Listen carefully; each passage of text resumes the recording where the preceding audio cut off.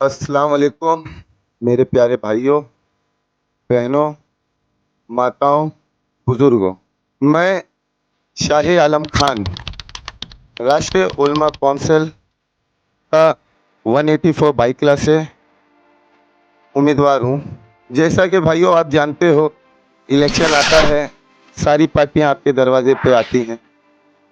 आपको झूठा दर्द, झूठी तकलीफ, झूठी बातें सुनाती हैं। मेरे प्यारे भाइयों, मैंने अभी तक ये नहीं देखा कि किसी ने एजुकेशन को लेके बात की हो या किसी ने रोजगार को लेके बात की हो या किसी ने नॉर्मल लोगों के समस्याओं को देखते हुए कोई बात की हो।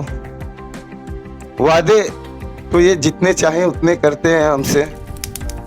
मैं आपका भाई, आपका बेटा, आपकी अपनी कॉन्स्टिट्यूएंसी में मैंने जन्म लिया, यहीं मैंने तालीम हासिल की और इसी भाईकिला में मेरा सारा जीवन बीता।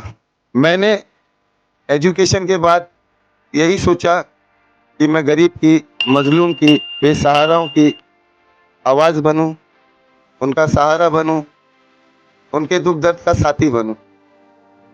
भाइयों, मैं बहुत अफसोस के साथ ये कह रहा हूं कि किसी को भी न मुसलमानों की तकलीफ से तकलीफ होती है, न वंचितों की तकलीफ से तकलीफ होती है, न पिछड़ों की तकलीफ से तकलीफ होती है। मेरे प्यारे भाइयों, मैं आपको ये बताना चाहता हूँ, पिछले चुनाव में हमने देखा, हमारे हलके में कुछ महीनों पहले चुनाव हुए थे। इस चुनाव में 6 कॉन्स्टिट्यूएंसी आती है। हमने देखा कि जब दो पक्ष के बीच में करारे की लड़ाई शुरू थी, करारे की टक्कर शुरू थी, लेकिन जब भाईकिला का 5 कॉन्स्टिट्यूएंसी में वो उम्मीदवार आगे चल रही थी, लेकिन जब भाईकिला खुला, भाईकिला ने फैसला बदल दिया, भाईकिला ने एमपी बदल दिया। जब भाईकिला खुला तब हमारे उद्योग साहब की सेना आगे आई और आप जानते ही हैं यहाँ पे कौन एमपी बना। लेकिन जब हमारी कौम पे, जब हमारे हिजाब पे, जब हमारी बहनों पे बातें आई, क्या किसी नेता ने बोला? क्या किसी ने आवाज उठाया? क्या किसी को दर्द हुआ? हुआ, दर्द हुआ। हम मुसलमानों को दर्द हुआ, हमने आवाजें उठाई, लेकिन हुकूमत में हमारे ना होने की वजह से हमारी आवाजें दबा दी गई। मेरे प्यारे भाइयों, मैं आपके सामने हाथ जोड़ के, अभी भी हाथ जोड़ के आपसे विनती करता हूं, 20 तारीख को 8 नंबर बटन दबा के डायमंड को वोट दीजिए।